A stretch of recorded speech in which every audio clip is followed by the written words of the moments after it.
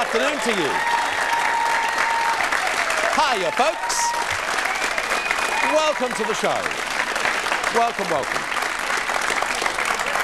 It's good to have your company on this Friday. We've got some good people for you to meet. As a matter of fact, we're still getting mail and we're still getting a lot of telephone reaction about my minder, the great Bert. So, thought perhaps, you get tired of seeing the one face on camera. It might be nice to get across there.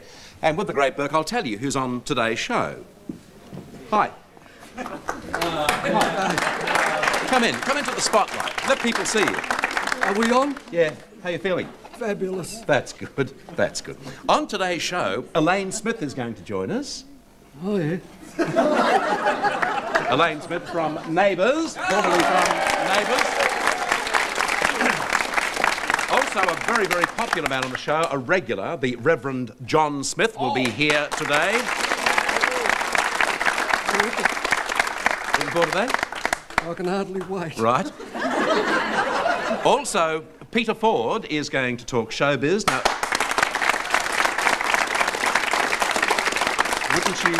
wouldn't you like to be in show business? Yeah, wouldn't you? Get out of you. The great Bert, ladies and gentlemen. I like it, 'cause I never know what he's going to say. Those people are going to be... What are you laughing at, Peter O'Connor, my floor manager? How dare you laugh at that dreadful line? Wouldn't you like to be in show business? Yeah, wouldn't you? To open our show today, someone who is certainly in show business at the moment. He's one of the stars of Big River, which is a fabulous show. Chuck McKay is with us, and hip to be square. Here's Chuck.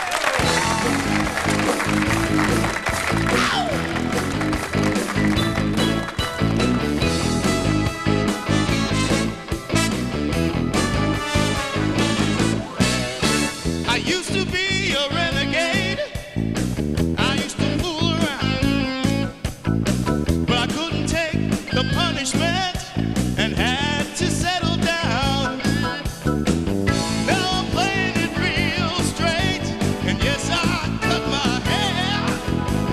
You might think I'm crazy, but I don't even care, 'cause I can tell what's going on. It's hip to be square. It's hip to be square.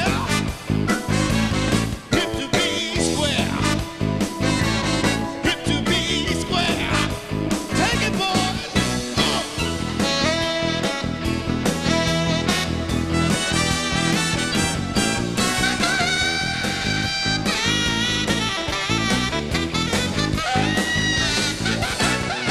I like my bands in dinner suits. I watch them on TV. I'm working out most every day and watching what I eat. They tell me that it's good for me, but I don't even care. I know that it's crazy. I know it ain't nowhere. There is no denying that it's hip to be square. Oh, it's hip to be square. Hip to be square. So hip to be square.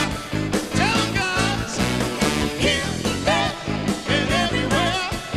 Hip, hip, so hip to be square. Here, there, and everywhere. Hip, hip, so hip to be square. Here, there, and everywhere. Let me tell you, it's hip to be square. Here, there, and everywhere. Hip, hip, so hip to be square. Whoa! Yeah. Chuck McKay and hip to be square. My next guest on the show is best known for her role as Daphne in the very successful Australian soap Neighbours. Recently, however, she's been making quite a name for herself on the English stage. Please welcome Elaine Smith.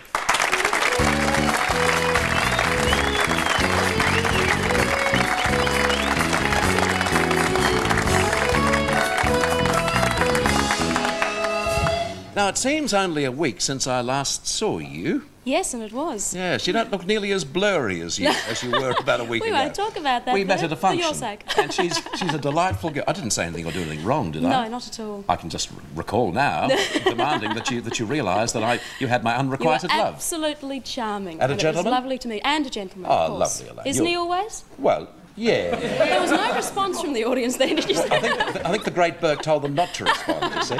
Elaine, I mentioned about the fact that, of course, you were #1 star in Neighbours. What made you leave such a very successful series?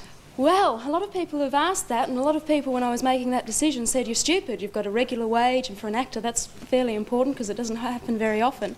But I had spent 2.5 years in the show, and I thought I'd taken Daphne as far as I could go with her.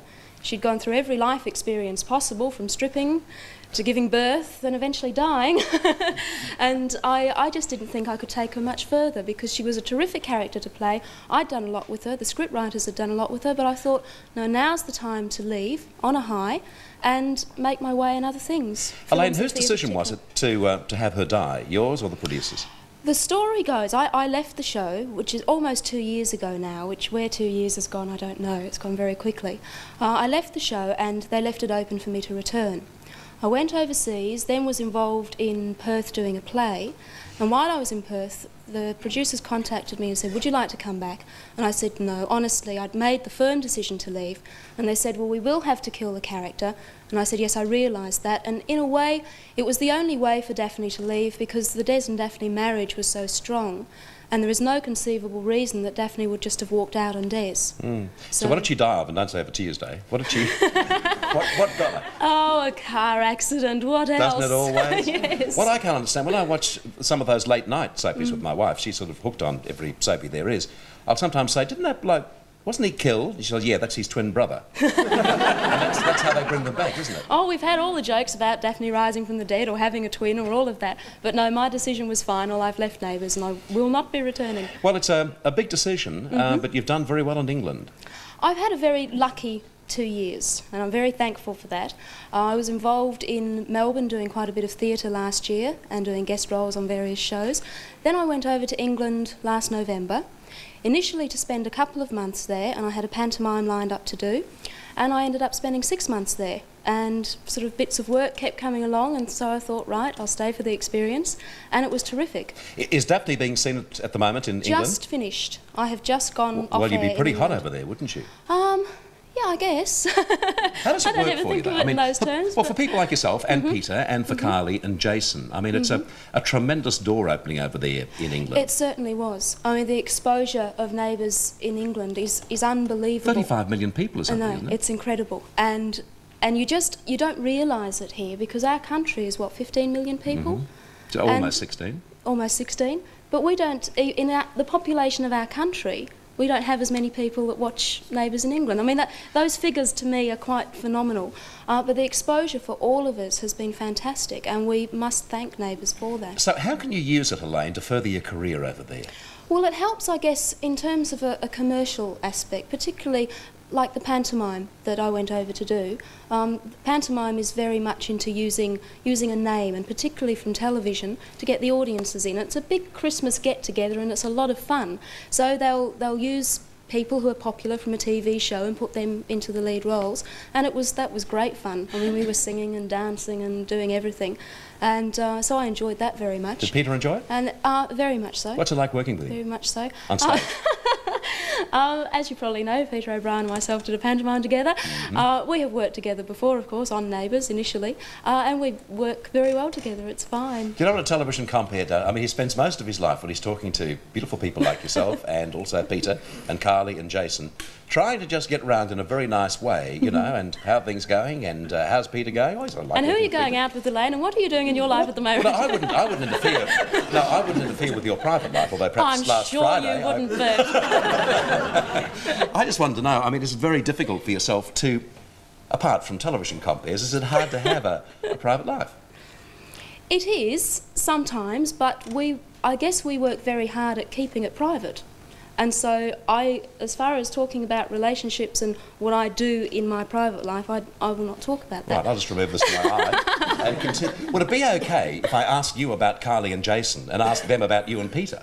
Oh, I may well be going out with Jason, though. Really? Give us an exclusive. Give us an exclusive. No, I'm not. Well, I mean, you can ask about Peter or Jason or Kylie or any of those people in terms of me working with them. That's fine. Yeah. I have no objection to that whatsoever. Don't think I'll bother. Listen, what's the future holding for you, Elaine? Well, possibly going back to England. As I said, I stayed on longer in England. I worked on a play called Awake and Sing in London, which was a terrific experience for me.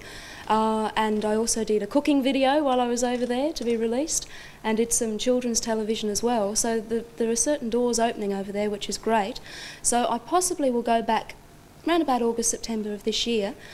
However, I'm caught in this bind of loving Australia and loving home and loving my lifestyle here, and I just wish that I sort of could stay here and work continually here, which hopefully I'll be able to do. Who knows? And where's Peter working at the moment? Can I just ask you that? Please, if you don't mind. Peter is actually here, and he's soon to be going back overseas again. And you're going to stay here? And I'm probably going to stay. I just don't understand. It's so confusing. But I'll be the first to know, will I? You'll be the first to know. Elaine, you're a delightful lady. You're a great actress, and it's been a pleasure talking to you again. Thank you very much. Elaine Smith. Thank you. We have another Smith after this break, the Reverend John Smith. Elaine's dad's going to join us.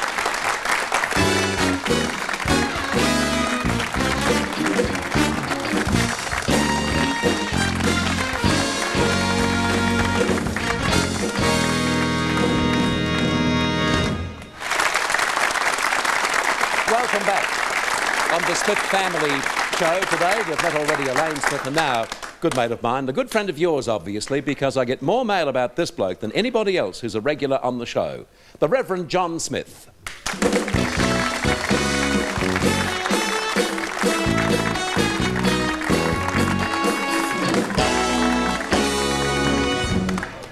That's true. Whenever you're on the show, immediately we're fired up with phone calls and people writing, particularly, I notice from mothers of teenage children, because for those of you who are not aware of John Smith, he's a minister of religion, he's the chaplain of God Squad, does a lot of work in all areas, but particularly with young people. But it might be interesting today, John, because in the past we've covered that sort of territory somewhat, to find out something about you, and not necessarily what got you into the ministry, but that would be interesting, I'm sure, but also what got you into this particular area of work. Your dad was a minister, wasn't he? Yeah, wonderful man. He's 75 now and still very sharp, still open for good debate, can still give me a run for my money. A conservative Methodist minister, I would imagine.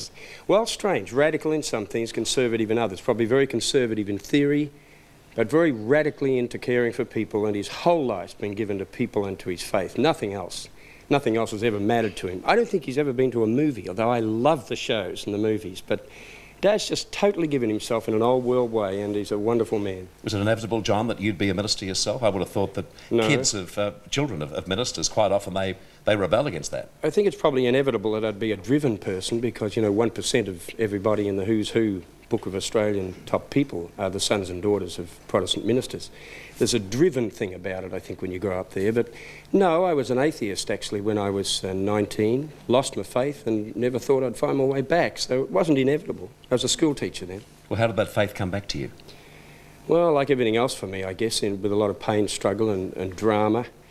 I guess it was partly an intellectual thing, that if there was no meaning behind the universe, my very lonely inner struggles as a kid didn't seem to be able to find any resolution. So I guess part of the reason I'm in youth work, and will probably stay there all the days of my life, is that I know what it is to be 16, slam the door, feel mum and dad and nobody loves me, despite the fact they're all doing their level best to communicate. So I think the communication and the love thing was born out of pain rather than success. But why did you have that lonely struggle as a kid? Because I know your parents were good people and warm people and caring people. Was it simply because it was a very hard act to follow with your dad being a minister? That certainly was a problem, and you know that the children of actresses and actors and parliamentarians have really the same problem. Leaders' kids do have that struggle. I didn't feel Dad could understand how weak I felt and how frightened I was and how much the demand was to perform, even in the manse. So yes, there was an element of that in it, I think. How did you find God Squad, or how did it find you? It started with some guys actually before me who didn't have quite the same structured worldview or theological background, and the Melbourne God Squad has taken on a shape that I guess has reflected a lot of my worldview. But they were just great guys in Sydney who came out of the bike scene and who said, look, our mates in there have got no one who cares a hoot about them. They're lonely people. Why don't we get out there and see what we can do to make relationship, get through the conflict and begin to give them some worldview that would give a foundation for hope and for meaning in life. So I became more or less a chaplain to them to start off with, and they were actually named initially after the old Mod Squad. Remember the hippie days? Yep. And they saw the show and one day said, Mod Squad, why don't we call it God Squad? And then from that it grew to a much broader kind of work like we developed down here in Melbourne. They sort of gave us the clear to go ahead and make our own shape, and that's the shape that the media and the people in general have got to know. John, in your early 30s, you dropped out again. Yes, I guess I did. I was very straight then. Matter of fact, you'd hardly believe what I was like before the hippie movement came along, listening to somebody that used to be in hair. Look at that. That's John Smith. Well, that's just the beginning. See, that's when I first grew my beard, and I still looked sort of twinkly and a bit clean, you know. I was trying to get into the hippie thing a bit, and... What happened then? Well, a lot of very kind people that were in that kind of world took me on and gave me a chance to prove that my compassion was real and wasn't just a stage show to make something for my own ego. The door opened up and those people came alongside of me and we were able to trade. They traded me the culture and understanding of the youth culture and understanding of the things that were tearing kids apart in the old Vietnam days, and I gave them something of a worldview and a shape to begin to find, something to live for and to structure their lives on. John, would I just have a look at the book, please? That's the second one. Yeah. Bert, I didn't have a copy of On the Side of the Angels, unfortunately. No, Advance Australia Where, though, I think is a fascinating book, simply because I've never read a book before where an ordained minister and social worker has really basically told a country where they're going wrong and what they need to do to try to put the brakes on. Because if the brakes aren't put on, your belief is that we haven't got much future. Yes, that's right. I think the problem is too, Bert, that show you had, I was on holidays and was able to watch you for days, and a few soapies to see what goes on.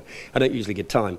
But when I watched you that week when you took on the salvos, that was a wonderful show, I felt, and a very great tribute from this show and from you to do something a little bit different and to state something good to the nation. But there is one weakness, and that is it's easy to get money to support people when they're in a total mess at the bottom. But unless we educate a generation in conflict resolution, unless we can work through our loss of a sense of self-worth, get our eyes beyond ourselves, we haven't seen anything yet. I'm frightened for what 10 years down the line will mean. When you can get an ad on telly where they sell a heavy metal record by saying, buy it, your mother will hate it, you have an extraordinary thing happening in our culture. Well, in America, I mean, just recently, it's been declared that they're going to lose a generation, not happily, but they're going to say, well, that's a generation that we can just forget about because we've lost them. But how can you do that, Bert? Exactly. They're the parents of the one that follows. That means you give up civilization, not just a generation. So what do we do? Well, I'm trying to do what I can. I think one of the things that gets me into trouble, even with my own people, is the fact that I'm riding so many camels at once, to use your image. I do all things rather than just or ride try camels. to ride Exactly. more than one camel at once. That's closer to it. But I think the problem, Bert, is that these days in specialisation, the different things don't touch each other. The gut-level people at the bottom of the street aren't doing the cerebral thinking. The cerebral thinkers come up with great ideas but are out of touch with the heart of the people. So we are trying in our organisation, all of us, and myself in particular, to try and bridge right across so that the first book 16-year-olds can read, and I'm about to write another one which a big American company has commissioned me to go ahead with, where I'm going to do stuff for teenagers about rock music, about parental conflicts, about sexuality, do the lot.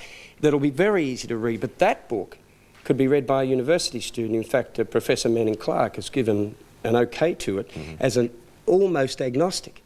And that's an argument for a religious view of life, but in secular words, that's more intellectual, because we try to go right across the board and bring together all those things. We used to call it layman's language, and that's exactly what it's written in. Yeah. John, I'll prepare myself now over the weekend, well, not this weekend, obviously the weekend after next, to start answering the mail that will come in.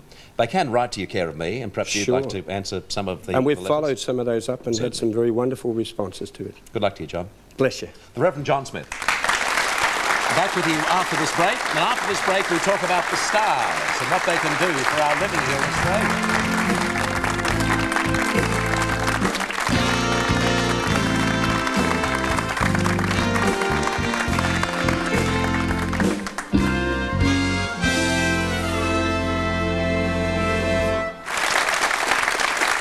Welcome back.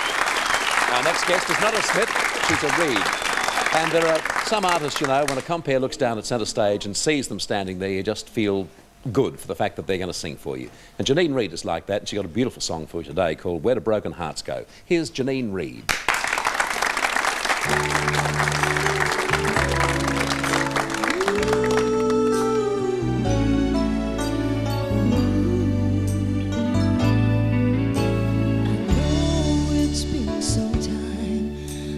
Something on my mind. You see, I haven't been the same since that cold November day.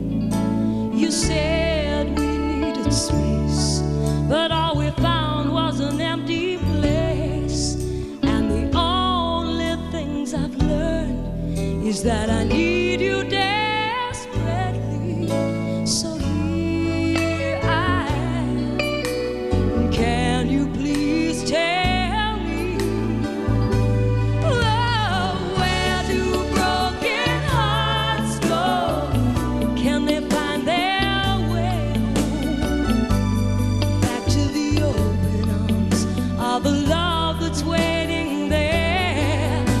And if somebody loves you, don't they always love you? I look in your eyes and I know that you still care for me.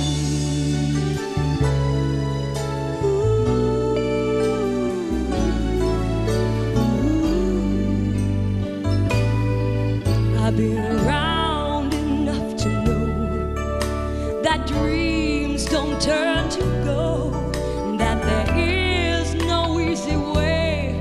You know, we just can't run away. But what we had was so much more than we'd ever had before. And no matter how I try, you're always on my mind. So here I am. Can you please tell me, oh, where do broken hearts go? Can they find their way home? Back to the open arms of a love that's waiting there. And if somebody loves you, don't they always love you? I look in your eyes and I know that you still care for me. Now that I'm here with you, I'll never let you go.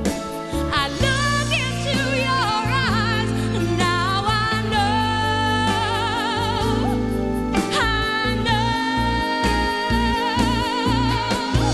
Where do broken hearts go?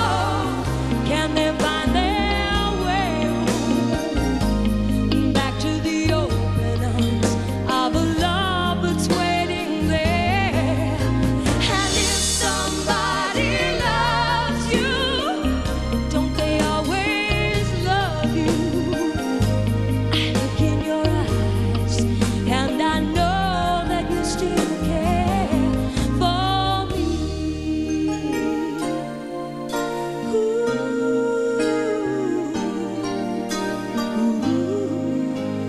You still care for me.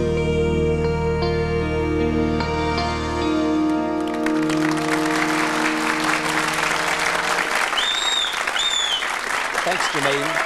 Janine Reid. Lovely. And a beautiful arrangement too by Ross Burton. Thank you, Ross. Let's hear it for Ross Burton and the gang. And that gives me an opportunity too to thank you for the number of phone calls we got all around Australia on our tribute to Judy Garland yesterday. We turned over all the music in the show to the memory of Judy Garland. It was the anniversary of her death yesterday, and Bert Stavardale in the Melbourne Sun made a very good point in promoting the fact that we were doing the Judy Garland tribute. He said, why do television shows always celebrate the anniversary of the death and not the birthday of the person? So I put my thinking cap on and I checked a few books, and Brett, I was going to drop you a note, I'll do it now nationally. I'm very lucky because Judy Garland's birthday this year falls on a Sunday. So yesterday the reason for the show was that we obviously couldn't do a show on the Sunday. The experts are always telling us how the stars and the moon affect our lives. But do you believe they can also influence the future of the world and its economies? My next guest does. Her name is Athena Starwoman, obviously the name she was given at birth, and she's just returned from the World Economical Astrology Conference in New York, where she found our so-called lucky country, Australia, might not be that lucky. So let's please find out more as we welcome Athena Starwoman.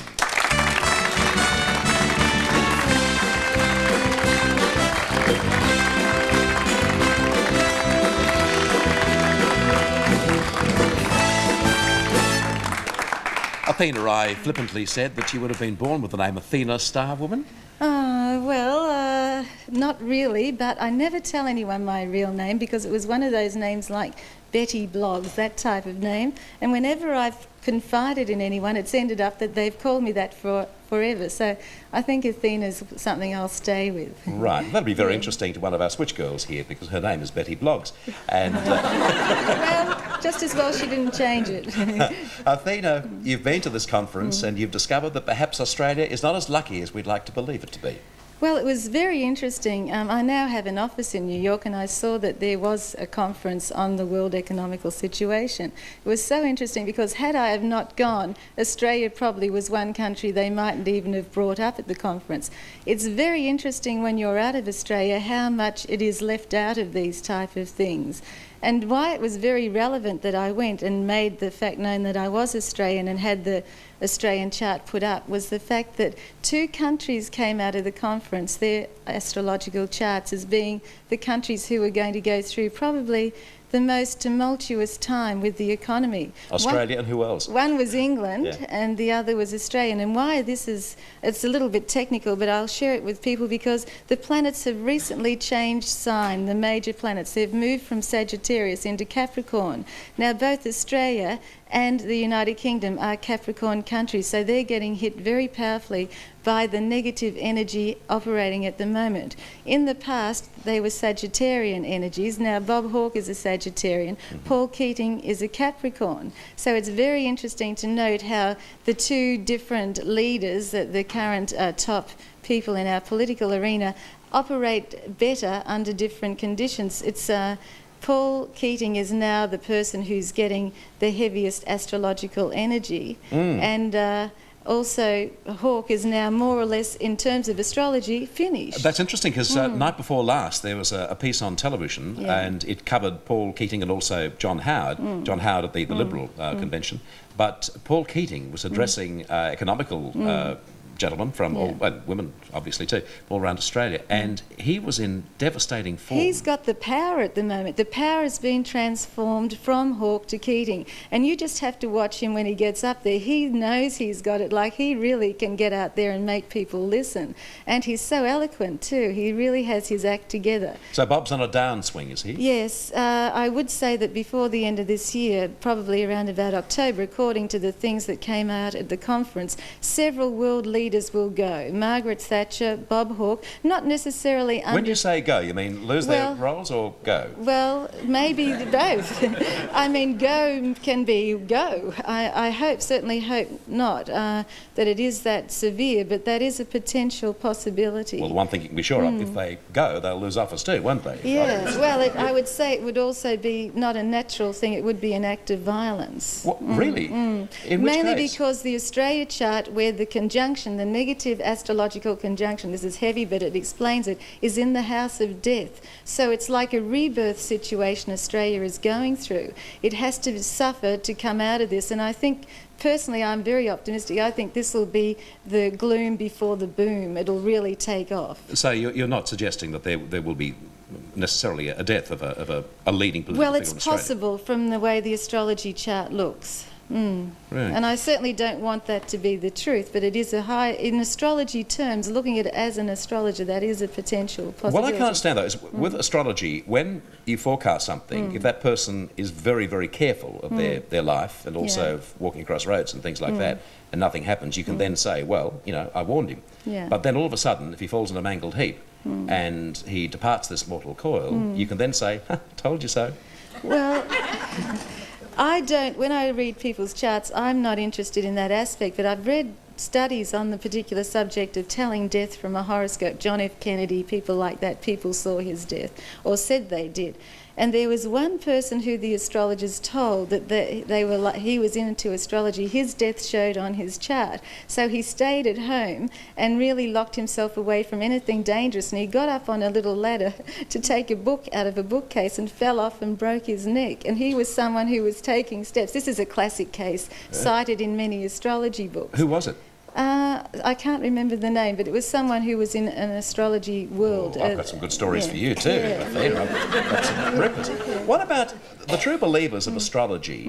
I mean, they really follow their stars so closely. What about the astrology that you read in the women's magazines? Well, I write the ones in Clio and the Daily Mirror. And what I do is I use the moon to get the idea about how the emotional feeling of the day is.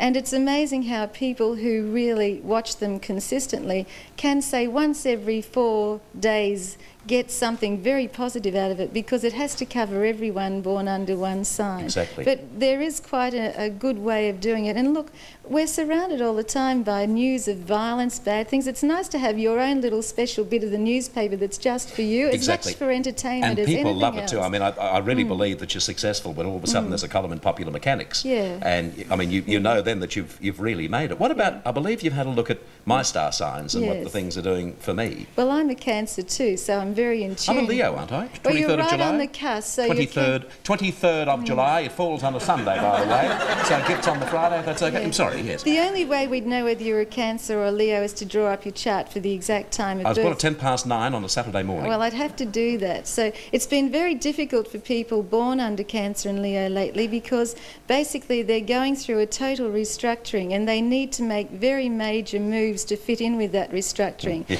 And ideally, after the 1st of August, many things in your life are going to change. It looks like there's some very strong foreign influences coming up. Also, I would What do you mean by that? Well, it's likely you're going to have either a trip away or foreign influences are going to come into on the your 1st of life. August, I'm going overseas. Yes, around that date, yeah. And foreign influences are coming to your life. Also, it's going to be very hard for you to keep your weight down at the moment, because it's your armour against the world. And it's like that's what you're patting yourself with. You're very emotional and sensitive. It's very difficult for you to deal with heavy at people around you. And you'll find it's incredibly difficult to stop putting weight on, even though you'll go on a diet and do all sorts of things, because the aspects surrounding you say that this person is trying to protect themselves. I'm in for a bugger of a year, aren't I? Overseas with someone foreign and also overweight. I mean, it's going to be interesting. But is there good news at the end of the trail? Well, I'm sure it is. I'd say that because these things are happening, you're being awoken to many very positive things about the world you live in. This is a wake-up time for all of us. I mean, this is not something that's happening by accident, where every sign is going through some sort of wake-up, and yours is a particularly loud one. Okay. It's a loud alarm bell. Right. Okay, Athena, thank you very much indeed for being with us today, and I'm It was my intrigued. pleasure. Yeah, and it was good to meet you, and I'm pleased the conference went well. Thank you. Athena Starwood. We stay with stars after this break as we talk to Peter Ford about showbiz.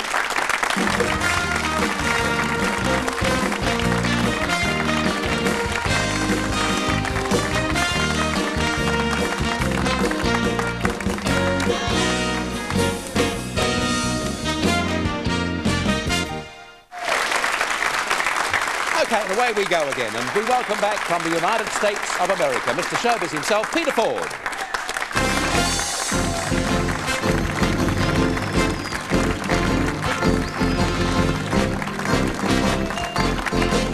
Welcome back. Thank you, good to be back. Your trip was good? It was terrific. A lot of junk food, which I love, and look at the result, but I had a Yes. good time. Well, you might be the same as me. Perhaps you're just building yourself up some sort of defence mechanism. That's right.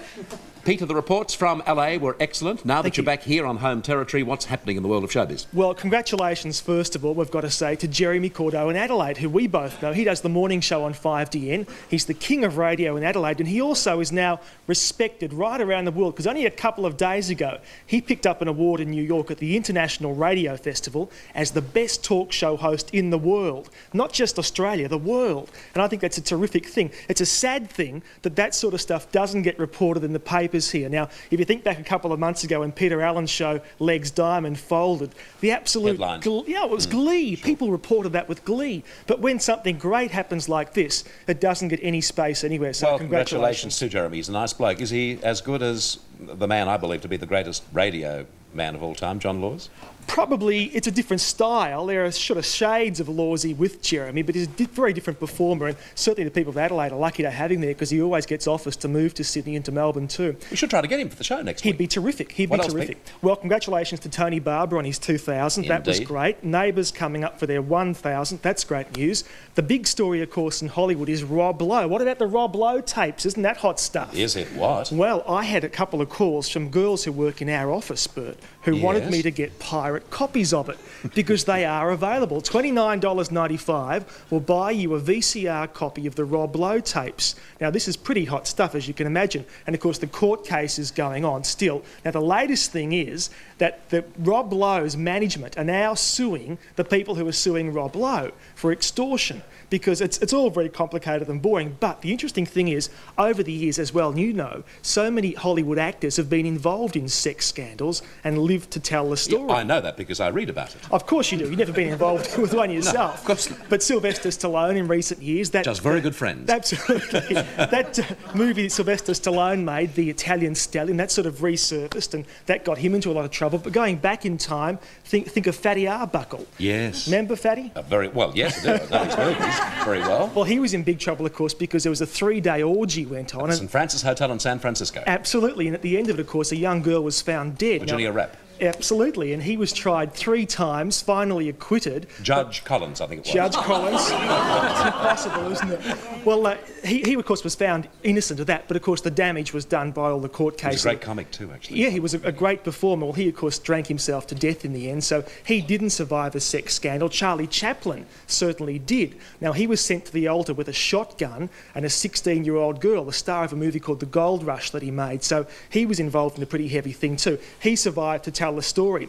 Tab Hunter, remember Tab Hunter? Mm-hmm. Well, Tab's career came to an end in 1960 when he was convicted of beating a dog, which is a pretty nasty thing to do, isn't it? No, of course it is. So he certainly didn't survive. That really damaged his career incredibly. And Robert Mitchum, he was convicted of smoking dope. So all these people... But he got through that, didn't he? He got through that, but that was back in 1948 when smoking dope was a pretty serious thing. So those people have all been involved in scandals. So what will happen with Rob Lowe remains to be seen. I think he will come out of it unscathed. I don't think he'll be taken seriously as an actor. I think, in fact, his stakes as an actor will go up and his price will go up because now he's seen as a much more attractive property to the public. Yeah, as you say, I mean, back in 1948 when Robert Mitchum had those problems, I mean, it could have almost been the end of his career. And the sort of tapes that he did, Rob Lowe, I mean, back 20 years ago, it would be the end of his career completely. Very and yet much now so, it makes him even hotter.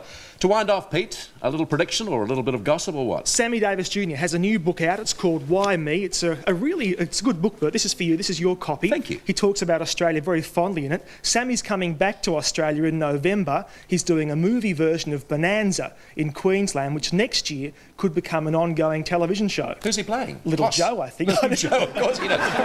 Little Joe.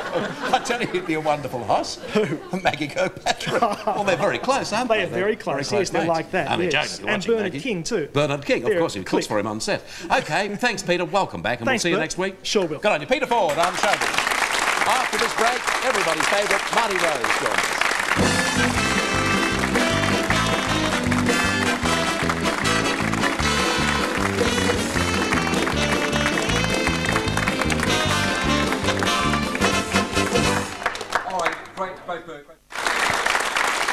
Marty Rose, our own Marty Rose, is on the show today, and he's got Hollywood Nights for you.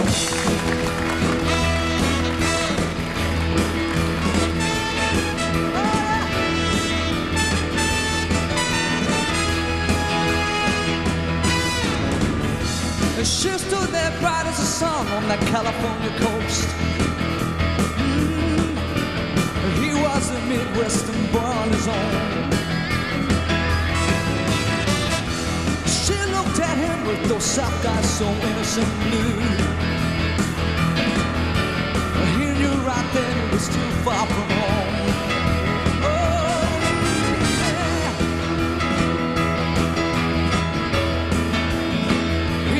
Too far from home.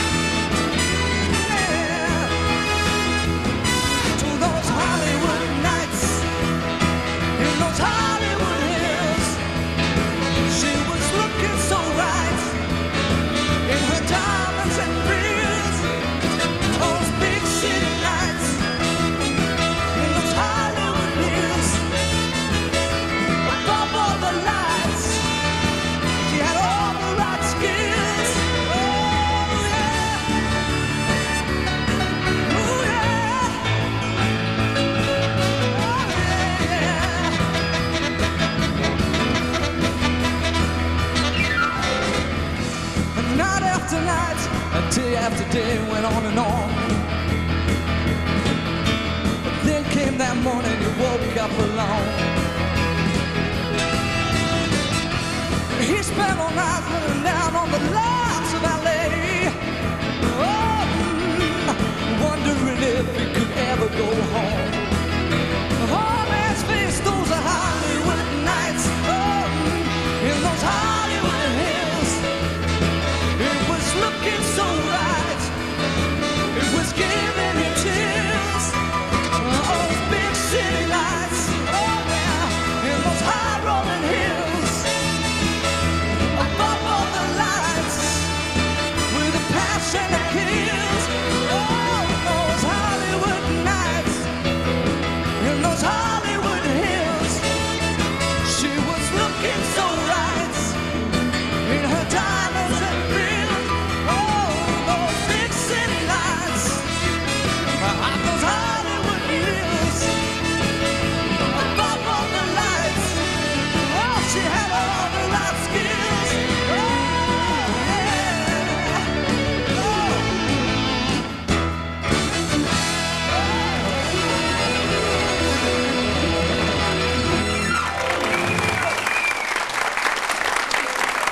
Good on you, Marty.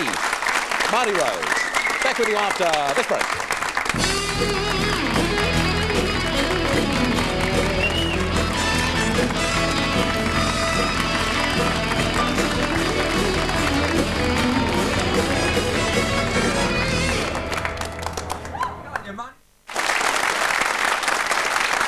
Okay, last week I introduced a little racing tip at the end of the show. Admittedly, there was no joy last week, so I'm handing over to a mate of mine who's a well-known bookmaker in Brisbane, and that's Tom Carroll.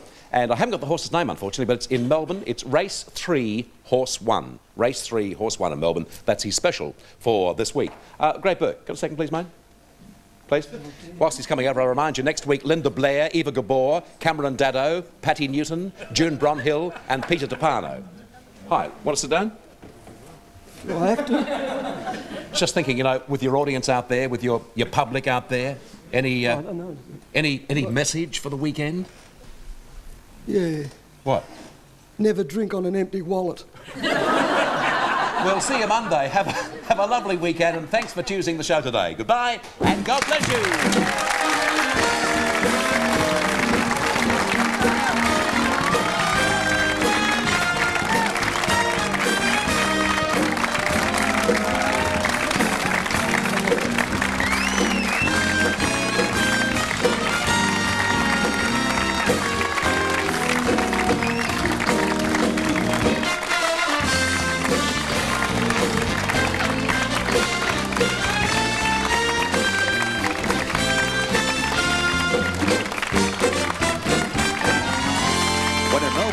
At Hilton on the Park. This has been a Jim McKay production for the Australian Television Network.